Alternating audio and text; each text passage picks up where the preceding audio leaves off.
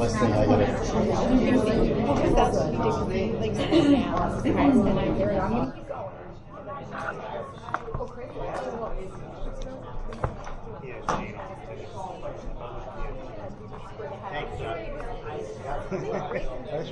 Did you see me yesterday? You were walking your dog at Game 8:30? You did? Yeah, on Logan Road. Yes. You just I don't know. you flipped them off. People like they beep or whatever. I don't beep. You, I know. A lot of times I can't see or it goes so quickly. I wave. Yeah. You know, even if you're giving me the finger, I wave. My wife said she was seeing you every day around the same time, bringing the can. Usually, yeah.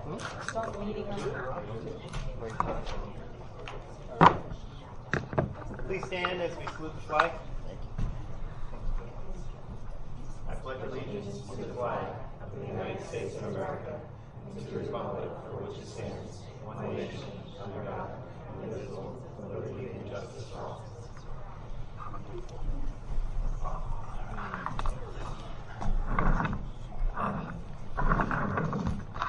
Adequate notice of the meeting to be held by the Township of Ocean Board of Education on Tuesday, July 24, 2018 at 8 p.m.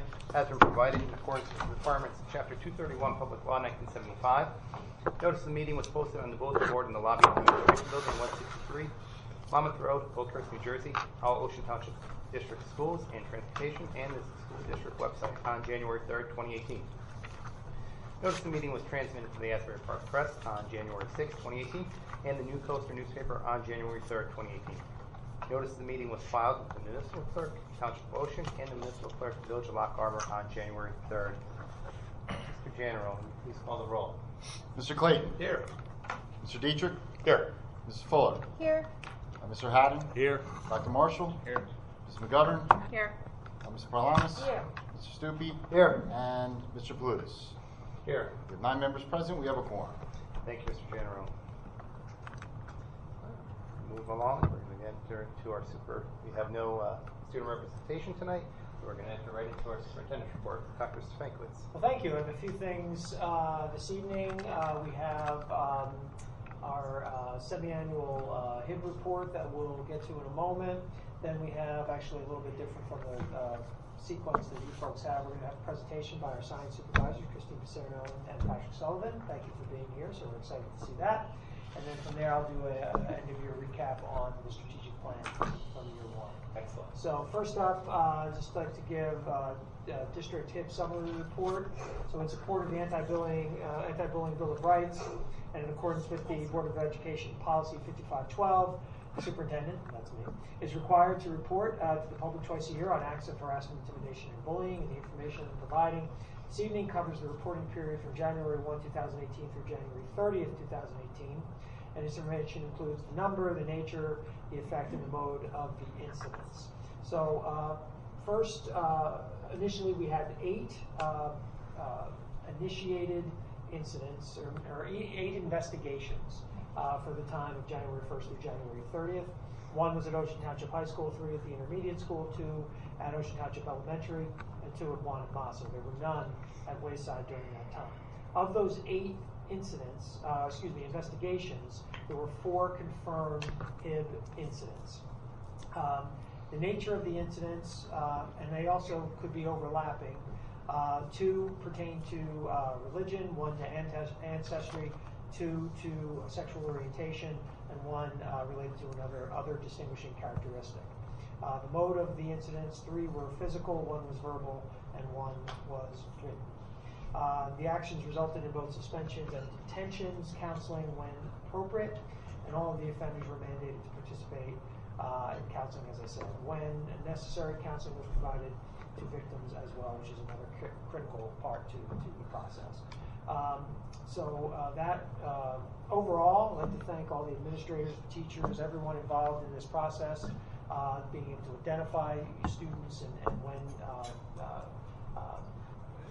harassment, intimidation, bullying is happening, so we can get help to students who are victims in this situation. So, if there's any questions on that, but that would conclude that report for this evening. Any questions from the board?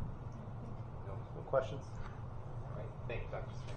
All right. With that, we're probably going to have to move out here. So I'll introduce Christine Pacerno, our K-5 science and math supervisor, and GFG, and also Patrick Sullivan, our secondary science supervisor. They're going to give sort of a little update and things that are fun and exciting and innovative going on in the area of science, of which there are many things. I told them to try to keep it under 3 hours, so hopefully under two and a half. Okay, so we're good. So I'll hand it over to them.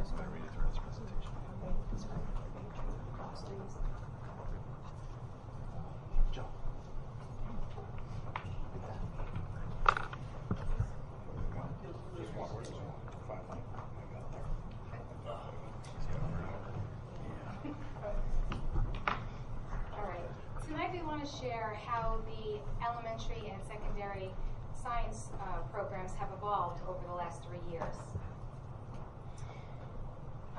3 years ago, the science classroom looked like any traditional classroom, where the teacher led the class and the curriculum was driven by the textbooks.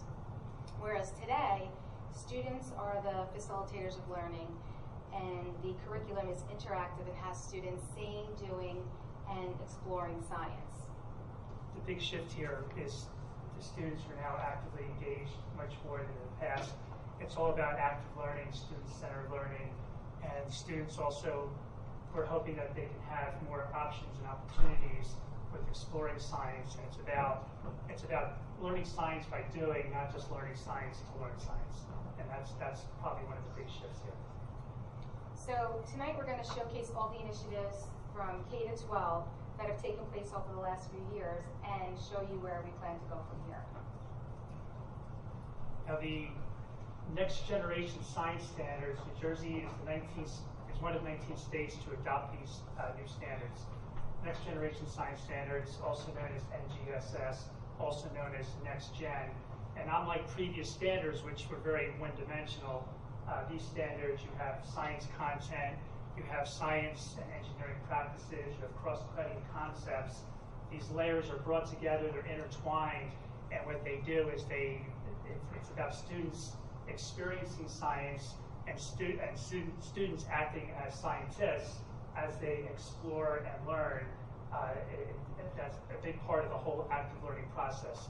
Scientific phenomena are observable events that occur in the natural world, and it allows our students to use science in order to formulate explanations and predictions about what's going on in the world. And this is a big component to the NGSS. This is to serve as a hook, as to get the students curious about what's going on in science. So they're asking questions like, what if, why, what can we do about this, what's next, how might this happen? It's all about the asking of questions, which is supposed to drive their interest. I'm going to talk about 6 different initiatives that took place over the elementary level. The first is the Makerspace Club and classroom activities. The Makerspace Club started 3 years ago, and it was a way to get the students excited about the maker movement. The club provided students with the opportunity to use creative and problem-solving skills, and skills to tinker and build while having fun. You can see some of the pictures where they are in the Makerspace Club, but you'll also see in the classroom the activities that are taking place. As the teachers became more comfortable with the maker movement, you started to see these projects embedded in the classroom and become an essential part of the classroom. And we do have a couple of our Makerspace facilitators here that did work. Lorianne and Kathy Janice, I think, helped out for a little while.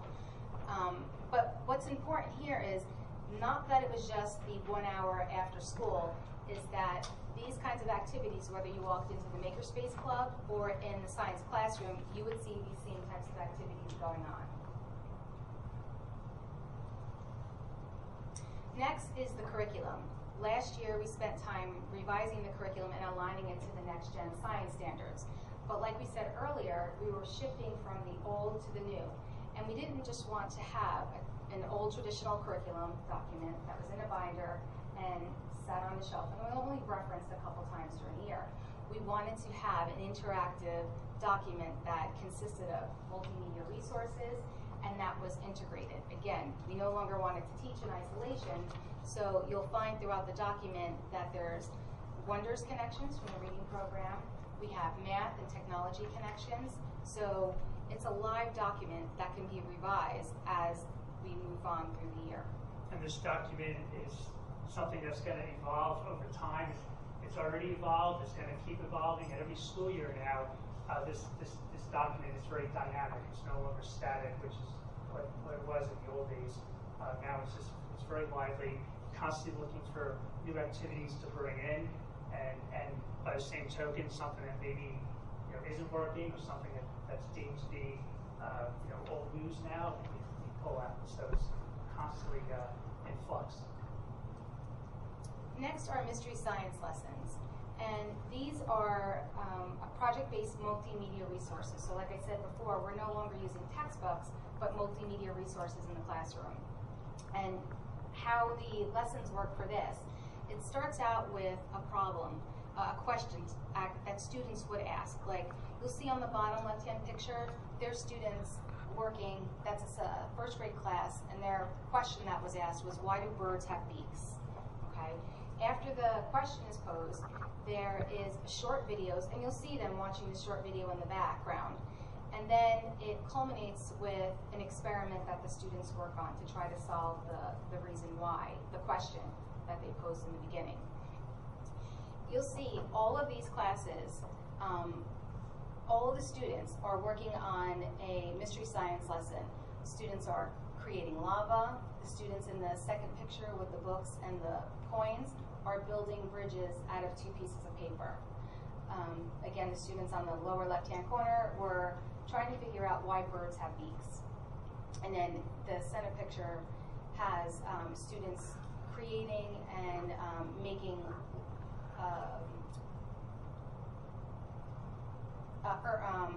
they're erupting earthquakes. Volcanoes, sorry. And on the right are students that became engineers and had to propose how they would create a specific problem that they were posed with a specific amount of money that they had for the budget. But as you can see, whether you're looking at a first grade class or a 5th grade class, 3rd grade, the students are actively engaged. There's collaboration going on, higher level thinking, and students are taking risks. They're not just sitting behind a desk and just trying to absorb information. They're active participants in the class. Next is Maker's Day, and this year we had all of our schools participate, 3 of the elementary schools and middle school and high school.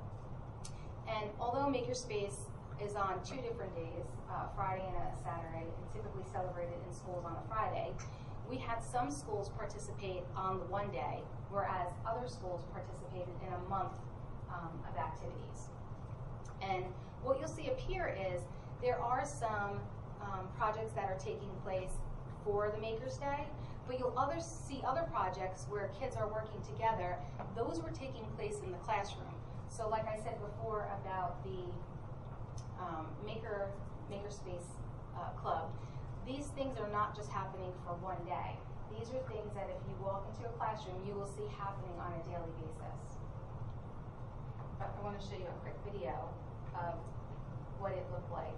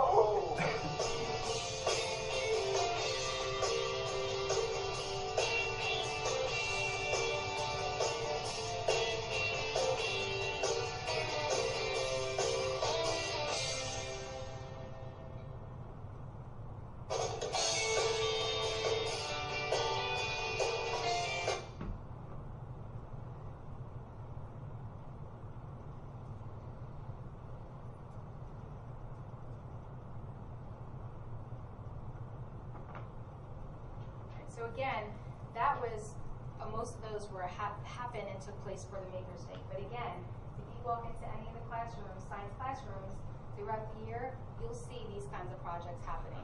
Not only at the upper grades, but as low as kindergarten.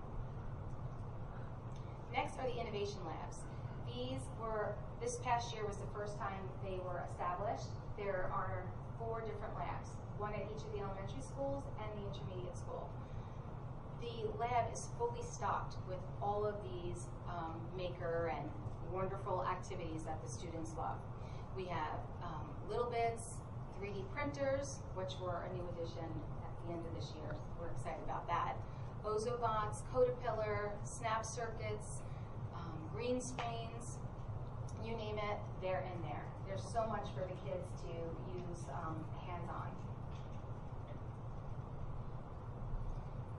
Next, you'll see that in these labs and in the classrooms, students are working. We have kindergarten, 3rd, and 5th grade students, all coding, using Makey-Makeys, Ozobots, and up in the right-hand corner, you'll see kindergarten students using a Codapillar, and they're coding as early as kindergarten. Last, we have the Family Fun Night and STEM Nights. We had 2 Family Fun Nights, one for K-2 and one for 3-5. And the night revolved around a theme, which was Passport to Learning. And that night, students came in with their parents, and each student received a passport for the classroom activities that they would be traveling to. After they traveled and went to each of the classrooms, they received a stamp for their participation in there. The event was all interdisciplinary connected. So the rooms that the students went to revolved around language arts, science, math, and social studies. And we do have a couple teachers here that were there that night too, Lisa, Mary. It was a fun night. The other night that we had was held at the intermediate school. It was for all K-12 students. It was a STEM night where students came to the building and they were engaged and working on STEM hands-on activities. When we first put this together, since it was our first time setting up these annual, which are now the annual events, we weren't sure the turnout that we would get. And it did change, right? We had to change it a couple times. The outcome of the 3 nights were over 500 students and parents attended. And with the help of 50 teachers that volunteered their time, it was a success. The students were excited. They were talking about it the next day. They asked if there were more rooms that they can travel to. So they were fully engaged. And what really was important that night is it gave students the opportunity to share with their parents what their classroom looks like and how they're learning in their classroom. So parents, I think it was eye-opening for them too, because again, like in the beginning, we talked about the old way versus the new way. It was eye-opening for them too, to see what the students are capable of. Right, on this slide, we have some initiatives for grades 6 to 12 science. Some of these initiatives we actually began in the past year or so and continued this past year and will continue going forward. And some of those initiatives that you see up there are coming down the pike in the next year or so. Well, that's fine. Yeah. Get quick. Sorry. I just wanted to add on with Christine, what she said before about the makerspace in the elementaries. We had a science club in the middle school, which has morphed into a makerspace club, and that's available for grades 5 through 8. Although 5 and 6, meet separately, grades 7 and 8 meet separately. And then coming into high school, we have makerspace and science, science club as well. So, it's all going forward. Now, project and problem-based learning, we have seen a big infusion of this in the last year. On the left, we have a project going on. Well, it was going on in the greenhouse in the high school. The middle and the right slide, we have students in the 7th grade working on their hydroponic projects. There's been a big shift in the amount of project-based learning that we're doing, 6 all the way through 12. On the left-hand side, we see some high school students in an earth and environment class. They were given the scenario of rising sea levels. What can New York City do to possibly prepare for that or to thwart that? That's what they're trying to work on there. We have some 8th grade students on the right in a physical science setting where they're looking at how to make cars go faster, slower, up and down ramps, and trying to figure that all out as they're working hard there. We have a new program that we brought in this past school year. It's the live surgery program from Liberty Science Center. They simulcast actual surgeries, and you can watch as they're doing a kidney surgery or some sort of cardiac surgery, robotic surgery. And the really cool thing is the doctors are sitting there talking to the kids. Like their kids can ask them questions as they're operating. They can show the kids, in real time exactly what's going on. So needless to say, the kids love it. We're hoping to be able to do this at least once a semester going forward. So it's a very exciting program.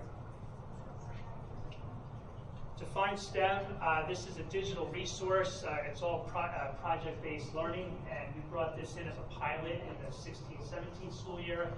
We had it in earnest this past school year, the 17-18 school year. This program is actually available to the entire middle school, and it's interdisciplinary, as you can see across the top. My science teachers really have gotten to be fairly expert at it. And my goal this coming school year is to make sure this gets share the wealth with the other disciplines in the school. Also, we see this as a very valuable resource for the new elective connections elective that we have in the middle school. We think this is going to play a big role in helping those students as well. There's a lot here, and not really enough time to really go into in detail. However, you can do as much or as little as you want with this resource. There's tons of information there, all kinds of simulations. There's all kinds of like literary writing tasks, all kinds of things you can do. Just as an example, there's a baseball bat analyst is one of the projects trying to develop the best kind of bat for hitting a baseball. Unfortunately, for some reason, when it's loaded, the batter's not there. There's supposed to be a batter with a baseball bat hitting those balls. But you can see that you can manipulate like the weight of the bat, the size of the bat, whether the bat is wood or is metal, where on the bat is the ball making contact. So these are all variables that the kids can explore and try to figure out, how to create the best bat. But kind of weird how that guy didn't show up on that, like a poltergeist. So that's a resource we're excited to keep going ahead. On the left, here's some 8th grade students working on the roller coaster project, which began with that Define STEM project. On the right, again, is some of the setups for the hydroponic projects. We have 2 garden situations which are really starting to grow, pardon the pun. 2 years ago, we had a rain garden put in at the high school, right by the cafeteria. That was in conjunction with Rutgers University. This past year, we had a couple teachers at the high school who really took on this garden club, and they had a nucleus of kids that did tremendous things. That's the picture on the left. They wound up having many plant sales, and we're reaching out to the community. They have many grandiose plans going forward. We also the recipients of a $2,000 grant from the New Jersey Sustainable Schools, and so we're in the process of spending that money and using it productively going forward. On the right, we have the middle school once again in action, and we have plans on the table for a rain garden and a vegetable garden on the property there. You can see in the background Gary Tattersall and his crew starting to create a lean-to structure. We have rain barrels all ready to go that were created this past school year.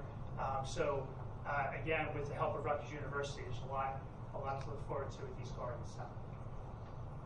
We also have been doing our best to maintain contacts, relationships, to build networks, liaisons with people in the local community, also the Monmouth County. Again, Rutgers, keeps their hand in things. We've had an Earth Day festival now going on 7 years at the high school. In past years, we invite some of the elementary school kids over. In the past, some of the middle school kids have come over. We have the same animal lady, we call her, comes in with all kinds of animals that the kids really gravitate to. And even though I'm a science person, I don't really care for them, especially the big snake, because I think I'll be the one where it wraps up and strangles me to death, and I'll be in the news. That's not what you want to do. So, but anyway, we keep trying to work on those relationships. As are going forward. So, as we shared, we were talking about initiatives that were taking place over the last few years. Now we're going to talk about initiatives for the upcoming school year. At the elementary level, there's 2 initiatives that are going to be taking place. The first is the You Engineer It Maker Lab kits. So each of the grade levels will get these kits that are in addition to the science curriculum. So they'll be able to use those within their classroom. The other is the Next Gen Science Standard Classroom Library sets. They are leveled readers, and they all are the same story, but they are on the student's level, below, on, approaching.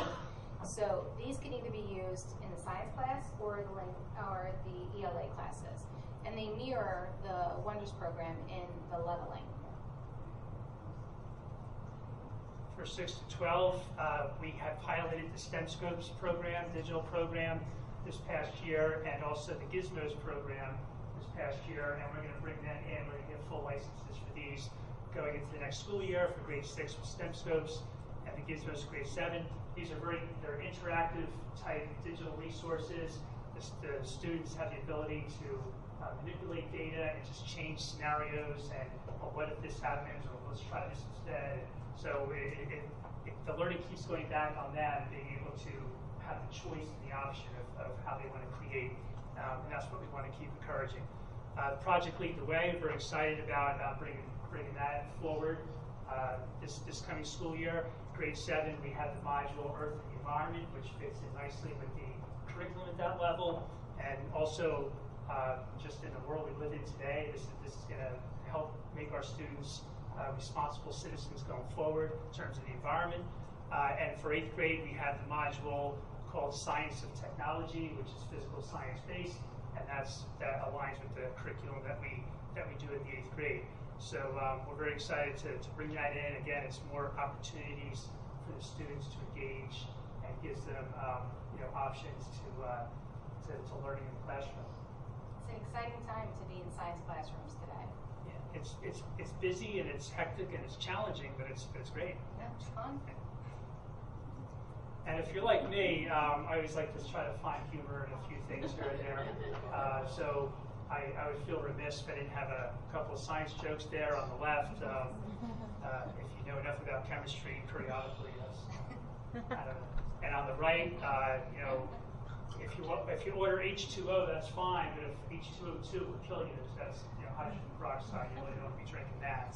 And the guy in the middle, that's a picture of me in the morning when I first get up.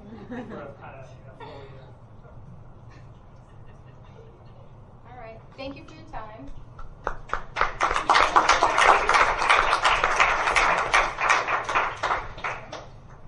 have a question. Sure. That live surgery thing, does the patient know that the doctor working on them is getting pestered by They all agree to that. Yeah, Did they sign off on that? Yeah. So hopefully they don't lose that signed document. So. Okay. Just curious. What's that? Any other questions? Right, there you go. Yes, we do. I should have added that. All of our students participate? That's awesome. It's very exciting. That's I just think it's amazing. I really do. It's just, that's what they love. It is. It's all. Thank you. Great. Thank you, guys.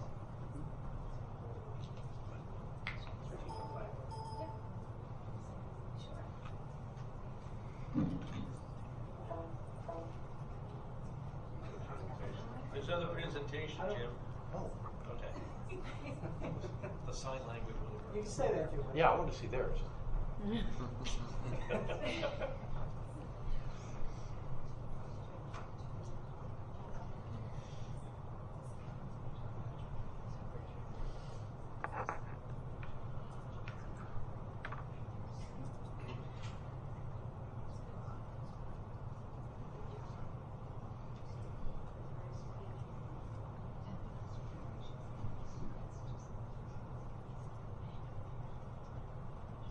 using to make it.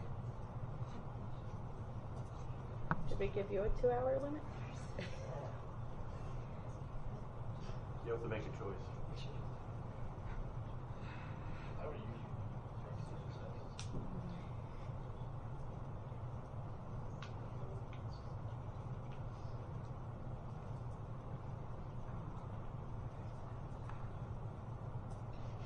Okay. I almost feel like I really don't even need to make this presentation because honestly what you just saw from Christine and Patrick in essence I think sums it all up in their presentation.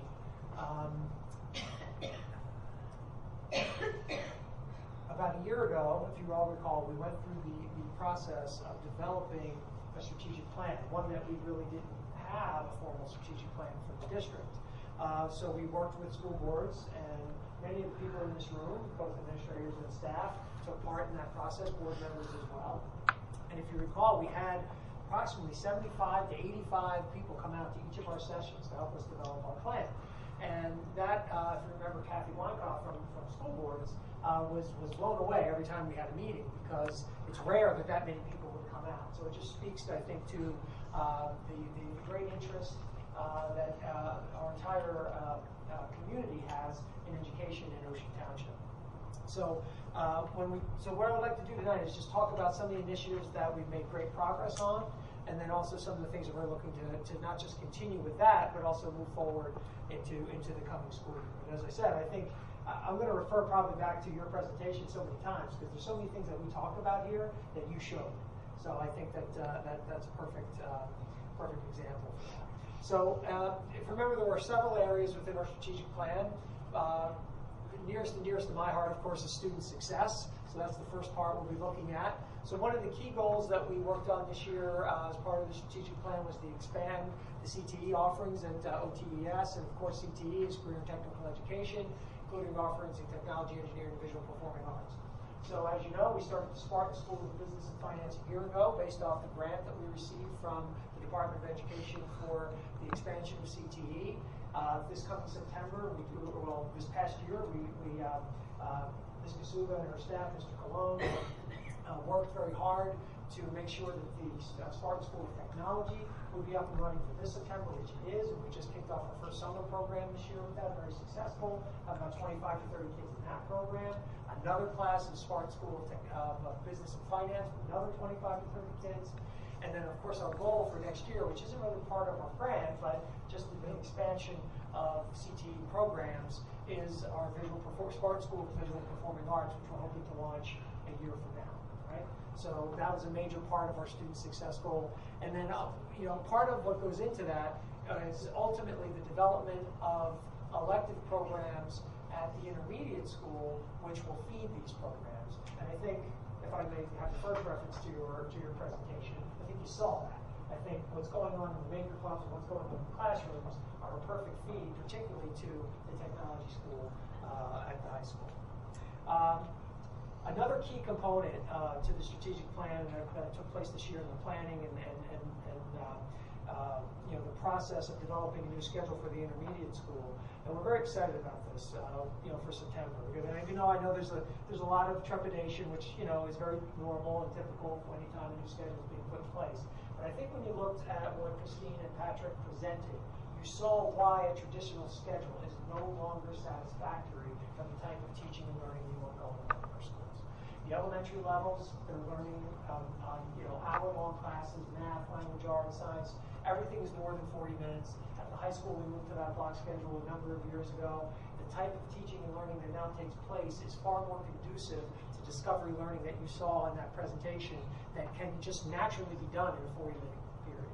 So it's going to take some time. It's not going to happen immediately, but over time, I'll take that back. I think in many classrooms we will see it pretty quickly because so many of the teachers right now at the intermediate school are teaching the way we saw. They just can't facilitate it as well in a 41-minute period as they will be able to in an extended period of time. They'll transition, I think, pretty easily. Others will need more time, and that's very natural, and it will take time, and we'll help them there every step of the way. So we're very excited about that aspect of this. Well, there you go. Now, once again, maximize technology integration into classroom practices, maximizing use of Chromebooks and other devices. I think that was pretty evident in what you saw. It's going on It's happening every day. You know, the investment that the board has made in Chromebooks, there's pretty much a class that isn't going on with Chromebooks on a regular basis. So that's very exciting. Expanding the summer bridge programs, we have more students. We have. If you go to our schools right now, any day, you would be amazed of how many kids are there, and not in that traditional, I failed, I'm sitting there, you know, taking the class over again. That's not happening anymore. What's happening are kids are coming to school for an extension of learning beyond the school year. That happens with our ESY program, and that has been traditional with ESY. And what's going on now is programs expanded at the elementary school level, at the intermediate school level, and also at the high school level. So we have kids at all levels who are in school, not because they necessarily have to be, but because they want to be. And it's going on all summer long. And we have teachers in those programs doing amazing projects. You know, the kind of things you saw on your presentation are the things happening in the classrooms in the summer. So that's really exciting. And this year, Mr. Generone and our folks at Sodexo, we have breakfast for our kids. This is a little added side, but we have breakfast for the kids now who come in to those programs. Also under student success, we've really focused on various professional development, culturally responsive teaching, co-teaching in classrooms. We have so many classrooms where we have in-class support, whether it be with basic skills or special education, trying to develop more positive cultures in our schools and environments, and also project-based learning, which Patrick spoke to.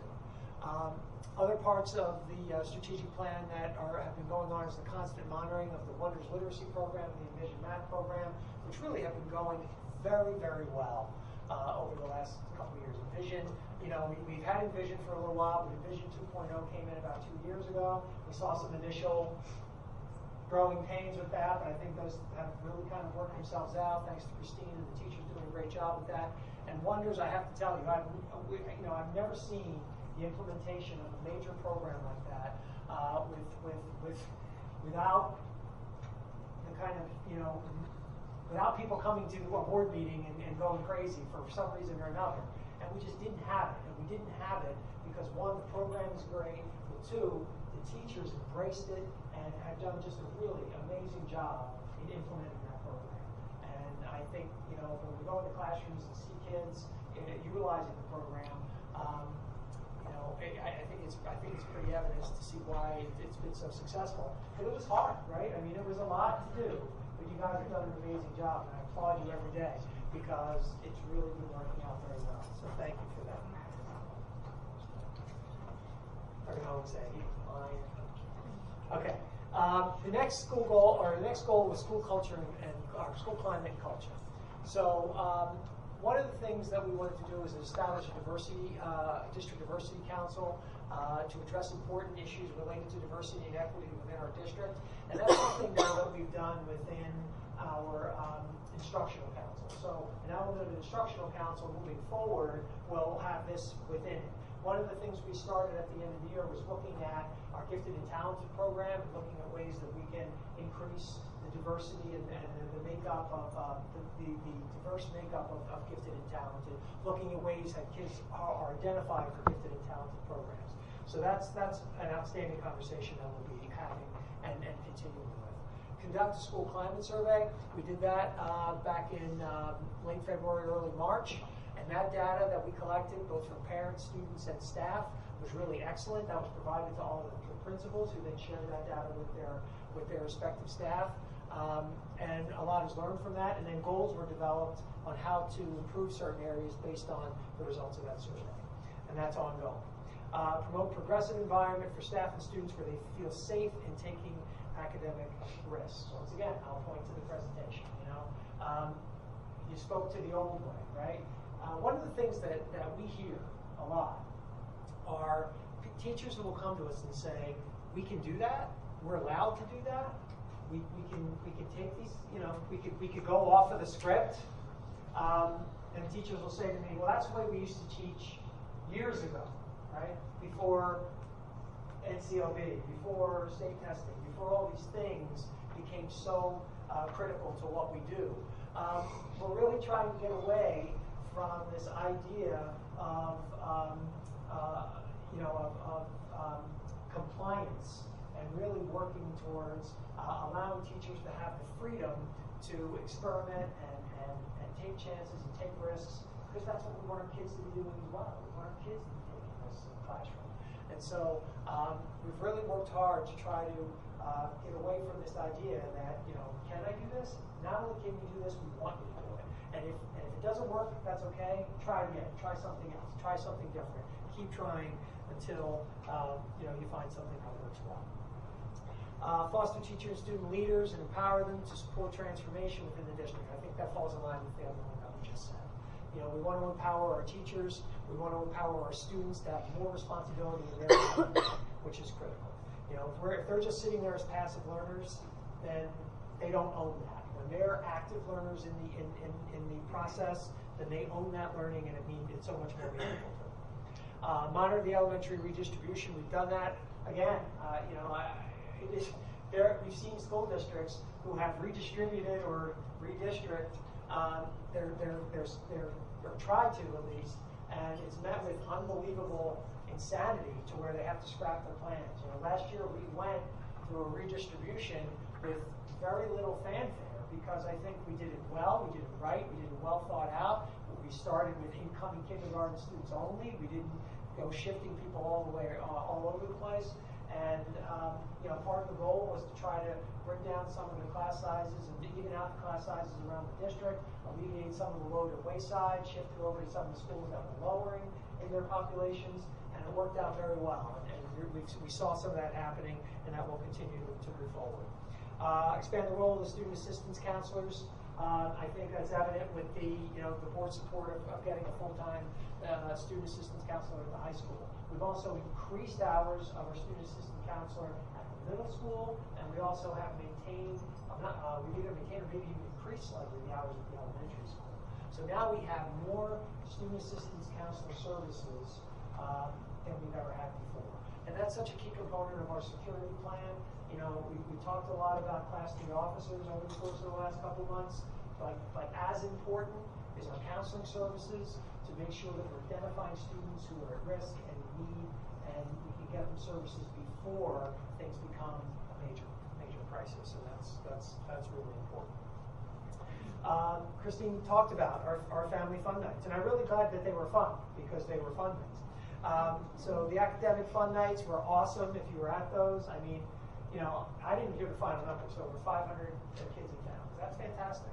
And they were all great, even ones that took place, we had to, as you said, we had to change them because of snow days, March snow days and things.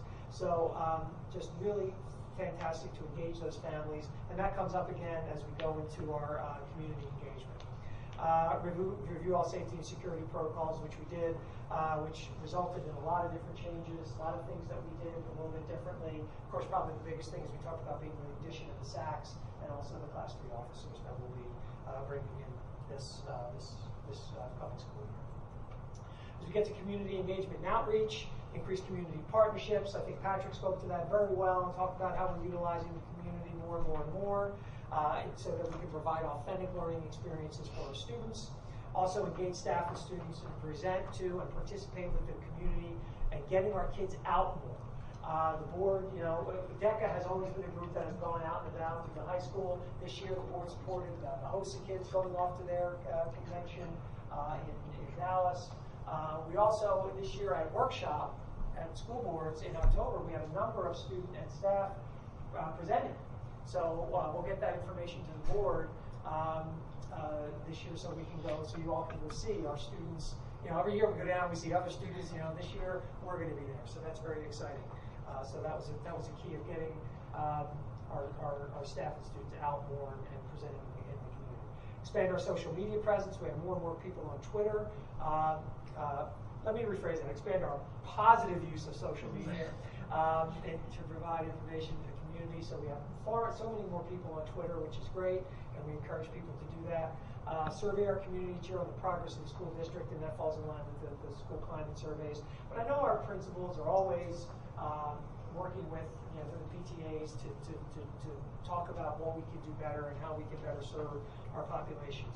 And we've also this year made a concerted effort of getting more things out, even though we still have work to do in this regard, more things out when we do send out letters, that we are more and more translating them into at least Spanish, and there'll probably become a time when we'll be looking at French Creole as well very soon. But more and more things going out in translation. And that was one of the big things of having a number of our Spanish-speaking community, bilingual community at our strategic planning meetings, that was a major thing that came out during that time. And also I can mention the bilingual night that we had. I think it relates to that. We had such a well-attended bilingual family night at the end of the year, and that was really outstanding as well. So facilities and finance, and Ken, feel free to jump in here if you need to. So the creation of the innovation labs, and you heard Christine and Patrick speak to that. Every school now has a space designated for project-based, innovative type of projects. Evaluating operations and transportation, which is something that is always going on, but particularly the cameras that have gone into the buses for this year, and of course more buses that we purchased for next year. Provide equitable financing across the schools, and that's, the purpose of that really is to say, every school is a little bit different.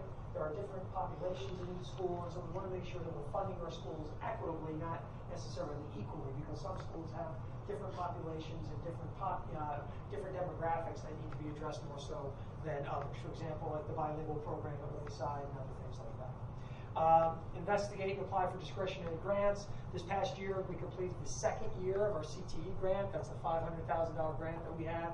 But you also heard Patrick speak about the Sustainable New Jersey, which I think was in conjunction with NJDA, providing us with $2,000 for our sustainable efforts. We've had other grant opportunities that came up during the year. Sodexo applied for grants. Jets, don't forget the Jets.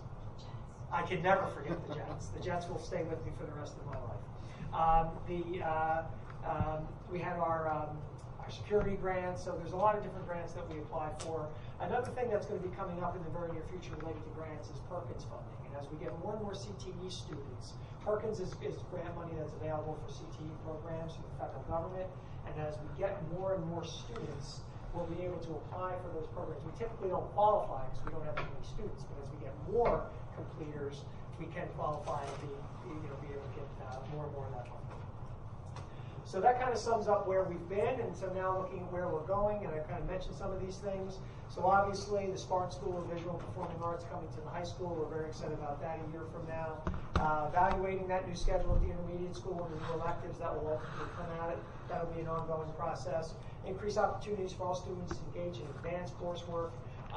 We want to see more and more kids challenging themselves. That's really the key. We don't want kids just falling into a place of that, this level class, even though I think I can perform better, this level class is good enough. I'd rather get a 95 here than an 85 here and not have to challenge myself. We don't want to foster that culture. We want kids trying to challenge themselves as much as possible. Promote more inclusive environments, whether that be with ELL students, special education students, with less pull-out and more push-in and co-teaching models going on. Expanding K-5 extracurricular opportunities. We see how successful Maker was. We've added art clubs, we've added book clubs, we've added safety patrol. So more and more, we've heard over the years that we need more and more at the elementary level to offset, to provide more extracurricular opportunities for elementary kids, and we're really looking to expand that. A number of the schools are reviewing their discipline policies and looking about how ways they can create more restorative, justice practices as opposed to just punishment for things that get done. We have to get to the root of problems of why kids are acting negatively sometimes, so that's a critical component. And to initiate practice to recruit staff members in order to increase diversity in all categories. So, one of the things that we actively look to do is to try to increase diversity within our staff, which is, hasn't been an easy task, but something that we do try to do every single solitary year. Increase our cultural celebrations. Our district newsletter from the Board of Education is going to be starting very soon. And we always hear about improving our website and cleaning up things within our website and increasing the viewership of web background. We have a technology audit that's going on, so looking to improve the district technology infrastructure, expanding our shared services, and also initiating, well, we've had the tuition policy in place, but really going full, more concerted effort, meeting with local superintendents of K districts to try to increase more tuition students to the district. So, that was it in a nutshell. But, the last thing I would really say about our strategic plan is I know a lot of districts go through the process because they feel they have to. They feel like it's something that they should do. And then they go through the process, they write a plan, and they don't look at it. And they don't pay attention to it. They don't, it just becomes something that sits on the shelf. When we started this process, we were very conscious of the fact that was something that didn't want to happen. That we wanted this plan to really be a true guide leading our district, that everybody, had a say in. And I think it's done that. Every meeting we have, we list what goals are tied to the strategic plan, how this is tied to the strategic plan. Our district goals are tied to the strategic plan. The administrator goals, the professional development goals, everything that we put out is tied in some way to the strategic plan. So this really has been something that has guided our district. I think it's worked out far better than I thought it would. And it's guiding our district, and I think, as you can see, just from what was presented from one subject area today, I think we're seeing a lot of very positive things. Some of those things, of course, started before the plan, because I think the ideas of the plan were in place, and then we just needed that formalized, written document to really solidify it, so that it was very clear to everybody what our vision is and where we want to take the school district. So, happy to answer any questions if anyone has any. As it is 5:09, there may not be a need for questions, but that's okay. I'm here all night. Thank you very much. Take a picture here. Yes, try to.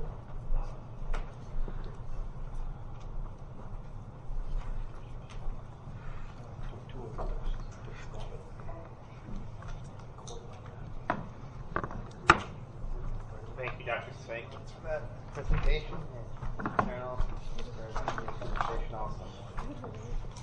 For workers' comp. All right. Following are a series of motions to be read by the committee chairpersons. All the motions have been discussed at a recent public work session. Some motions have been approved at a public work session, and the minutes for the approved items are on the back table.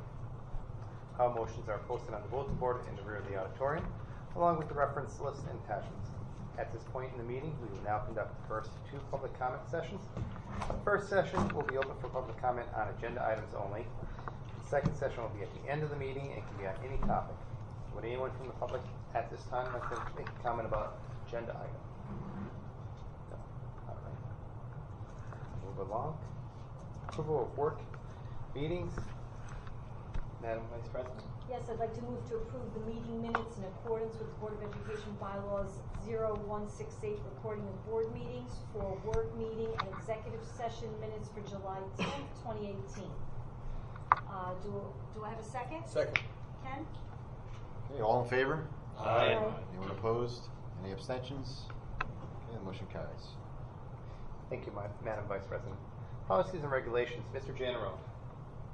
Okay, tonight before the board we have policy 7446. It's the school security program. As the title of the policy, this sets us up to enable Class 3 officers to be hired within the district and for insurance reasons and legality reasons. That's all. It's all in the policy, as you see. The first reading was held at the last workshop. Tonight is the second and final reading, and looking for final approval of that policy. So if there's any further comment or questions from the board, and then we'll just look for a motion and a second to approve the final reading of the policy. So moved. Second. Mr. Haddon, Ms. Fuller. Okay, roll call. Mr. Clayton. Yes. Mr. Dietrich. Yes. Ms. Fuller. Yes. Mr. Haddon. Yes. Dr. Marshall. Yes. Ms. McGovern. Yes. Mr. Parlamas. Yes. Mr. Stupi. Yes. And Mr. Blues. Yes. Okay, the motion carries. Thank you. Approval of bills. Mrs. Fuller. Thank you, Mr. President. I move for the approval of the following paid items as detailed below, which total $5,430,000 $430,945.22. Do I have a second? Second. Mr. Johnson? Okay, Mr. Clayton? Yes. Mr. Dietrich? Yes. Ms. Fuller? Yes. Mr. Haddon? Yes. Dr. Marshall? Yes. Mr. McGovern? Yes. Mr. Parlamas? Yes. Mr. Stupi? Yes. And Mr. Palutis? Yes. Motion carries. Thank you. Financial Management and Resource Services, Mrs. McGovern.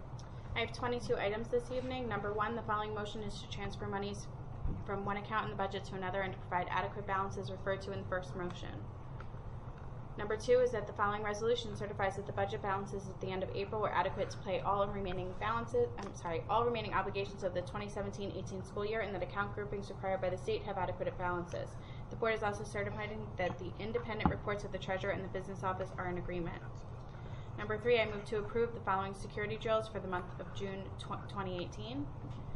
Number four, I move to approve the extension of the award of the automatic temperature control for the 2018-19 school year with the Jersey State Controls in Lakewood, New Jersey for a 0% increase as follows. Number five, move to approve the renewal of the NJ Shared Insurance Services, including workers' compensation and property and liability coverage with the New Jersey School Insurance Group for a 1-year premium, July 1, 2018 to June 30, 2019, for a total amount of $1,152,830, including all lines of coverage, enabling school districts to cooperate with each other to make the most efficient use of resources. Number six, move to approve shared service resolution between the Township of Ocean Board of Education and Hope Academy Charter School Maintenance Services. The agreement will be in place from June 1, 2018 through June 30, 2019. July 1, excuse me. Number seven, move to approve the rental agreement for use of pool facility at the JCC for high school swim team practice and swim meets for the 18-19 season for a total cost of $18,570 as per the attached. Number eight, move to approve the second year renewal of bid award with First Vehicle Services of the for the management and maintenance of the Township of Ocean bus fleet commencing on September 1st, 2018 and ending on August 31st, 2019. The management fee will be $31,955, a 0% increase over last year. Number nine, move to approve the extension of the 2017-18 pricing for boiler cleaning and maintenance services for the 2018-19 school year to Central Boiler Repair Company, Inc. of Oakhurst, New Jersey for a 0% increase. Number 10, move to approve the continuation of an agreement with Mission One Staffing Services to provide classroom aides and bus aides for special education program and transportation on an as-needed basis during the 18-19 school year. Number 11, move to approve an agreement with Monmouth Ocean Educational Service Commission to provide part-time instructional special education and transportation aid placements as possibly needed for the period of July 1, 2018 through June 30, 2019. Number 12, move to approve the submission of the IDEA grant application for the fiscal year 2019 and accept the grant award of the funds upon subsequent approval of the FY 2019 IDEA application as listed. Number 13, move to approve the acceptance of funds under the Elementary and Secondary Education Act grant application FY 2019. This notification is required under ESEA NCLB compliance regulations. Salary and staff information will be forthcoming as listed. Number 14, move to approve the donation of a piano from Dr. Arthur Vassar to the Township of Ocean Intermediate School Music Department. Number 15, move to approve a donation of a piano from Mr. Michael Fielder to the Township of Ocean Intermediate School Music Department. Number 16, move to approve a contract for behavior educational consultant of a special education student with Brent DeNovi Associates, LLC. The contract for services will be an anticipated $303.75 a day for 182 days for an approximate total of $55,282.50. Number 17, move to approve the following revised physical therapy contract to Invo Healthcare for $79 per hour as listed. 18, move to approve the Township of Ocean Board of Education acceptance of the 2018-19 New Jersey non-public school textbook allocations for the district total in amount of $39,196 in each non-public school allocation as follows. Number 19, move to approve the Township of Ocean Board of Education acceptance of the 18-19 New Jersey non-public school nursing allocations for the district totaling amount $79,734 and each non-public school allocation as follows. Number 20, move to approve the Township of Ocean Board of Education Acceptance 2018-19 New Jersey Non-Public School Security Aid Program allocation for the district for a total amount of $61,650, and each non-public school allocation is as follows. Number 21 is actually going to be struck from the financial management section and will come up again in instruction education. Number 21, I move to approve reduction in state aid for the 2018-19 school year and a corresponding reduction in the 2018-2019 school budget. Whereas the Township of Ocean School District was issued state aid notices by the Department of Education in March 2018 in the amount of $8,079,720, or approximately 10% of the district general fund budget. Whereas the New Jersey Department of Education on July 13, 2018 has issued revised 2018-19 state aid notices totaling $7,472,792. This reflects a decrease of $606,928, or 7.5% in state aid to the school district. Whereas due to the increased special education costs, it is projected that the school district will qualify for additional extraordinary special education aid at a small percentage of the total additional costs incurred by the school district in the amount of $100,000. Whereas additional fund balance will be appropriated towards the 18-19 budget revenues in the amount of $150,000. Whereas original appropriations in the 18-19 budget will be reduced in the amount of $356,928. Therefore, be it resolved that the Township of Ocean Board of Education has determined that the above additional projected revenue combined with reductions in appropriations will offset the loss of state aid in the amount of $606,928 for 2018-2019 school budget. The Board of Education therefore authorizes the estimated revenues and appropriation adjustment plan for the 2018-2019 school budget and authorizes the submission of this budget adjustment plan to the Department of Education County Office. So in review, I have motions for 1 through 20 as well as 22, and I would like a second, please. Second. Okay. And just to note for the public, 722 is 21. an expanded resolution that's on the back table regarding the state aid reductions in state aid. Okay, Ms. Fuller was second. Any other questions or comments? Okay, Mr. Clayton. Yes, on items 1 through 20, and I recuse myself from the last one because of my position with the State Department of Education. Okay, Mr. Dietrich. Yes. Ms. Fuller. Yes. Mr. Haddon. I vote yes, and I sure do thank the folks in Trenton for once again giving us the opportunity to prove that we can scramble and cut funding at the last minute. Never get tired of doing that every year. Thank you. Dr. Marshall. Yes. Mr. McGovern. Yes. Ms. Parlavas. Yes. Mr. Stupi. Yes. And Mr. Palutis. Yes. Okay, the motion's carried. Thank you. Instruction, education, and student activities, Dr. Marshall. Thank you, Mr. Palutis. I have 6 motions for consideration this evening. Item number 1 is a motion to approve student observers for the 2018-19 school year in accordance with the attached memo dated July 6th, 2018. Item number 2 is a motion to approve student teachers for the 2018-19 school year in accordance with the attached memo dated July 6th, 2018. Item number 3 is a motion to approve the attached memo dated July 20th regarding staff professional development activities. Item number 4 is a motion to approve, in accordance with District Policy 6471, the board member Amy McGovern attend a leadership regional training workshop August 1st, 2018 for a cost of $50. Item number 5 is a motion to approve revisions to out-of-district placements for the 2018 ESY program in accordance with the attached memos dated July 16th. And item number 6 is a motion to approve Maria Cavadas of Paradox LLC Middletown to provide Portuguese translator services in accordance with the attached memo dated July 17th. I have a second, please. Second.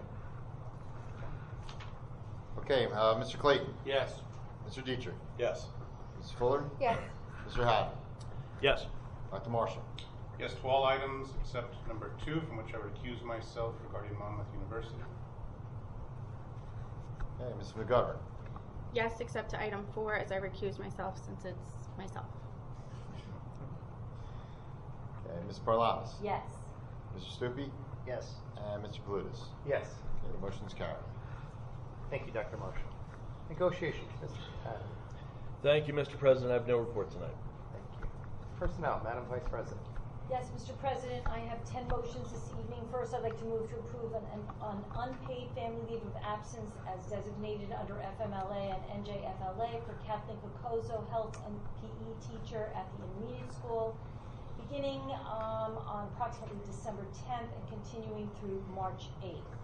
Number 2, I'd like to move to approve credit reimbursement for courses completed during the winter and spring 2018 as listed. Number 3, I'd like to move to approve Greg Colon as the Career Pathways Coordinator at the high school for the upcoming year. Number 4, I'd like to move to approve the retirement of Dr. Susan M. Fisher, school psychologist at Wanamassa.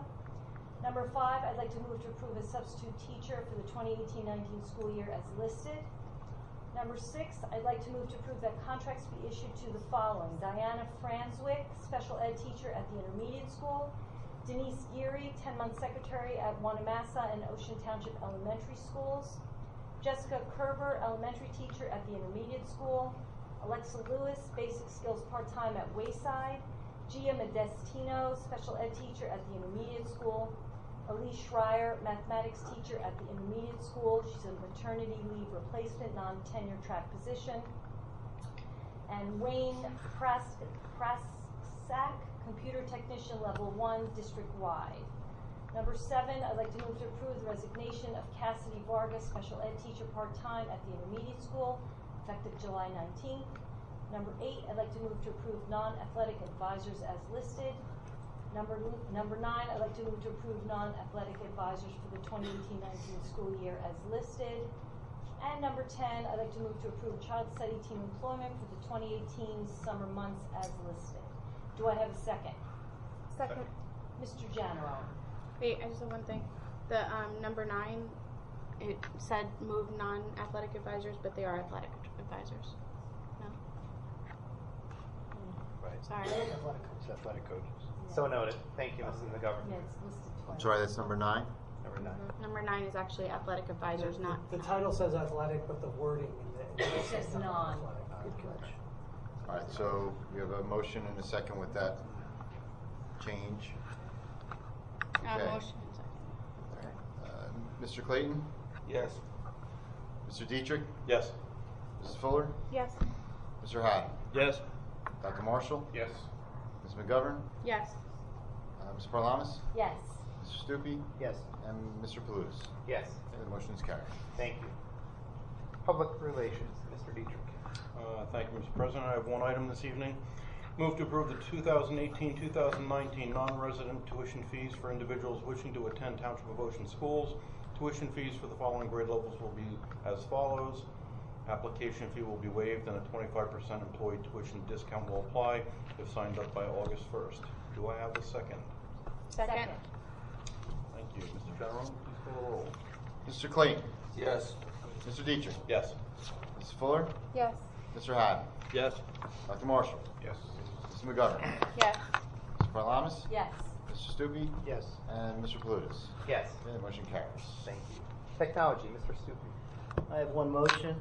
Move to approve the acceptance of 2018-19 New Jersey Non-Public School Technology Initiative Program applications in the amount of $26,424 as listed. Do I have a second? Second. Mr. General? Mr. Clayton? Yes. Mr. Dietrich? Yes.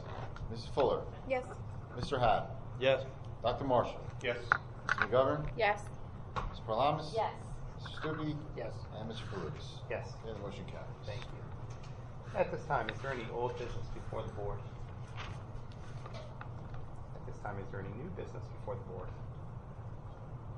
At this time, is there any public comment from the audience on any topic? Mr. Riley. Well, 2 questions, please. Mr. Riley, would you come up to the microphone, please? Please identify yourself and with your address for the record.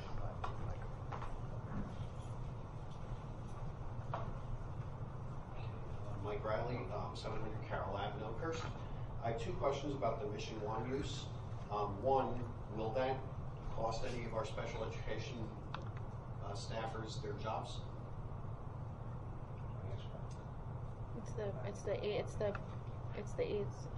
The aides, right? The aides. for this. There's no new, no. No.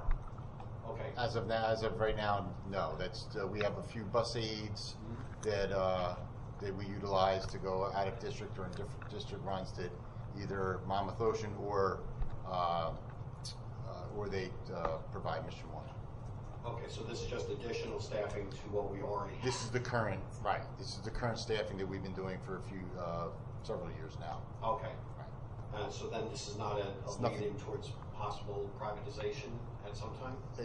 The board hasn't decided on anything new, so this is existing aids that we've had, so this is nothing new for privatization. So, as we've done in past years? Yes. Already. Okay, great. That's all. Thank you. Is there any other comment, questions at this time from the public? This time, can I have a motion to adjourn? Motion? Can I have a Second. Second. Second.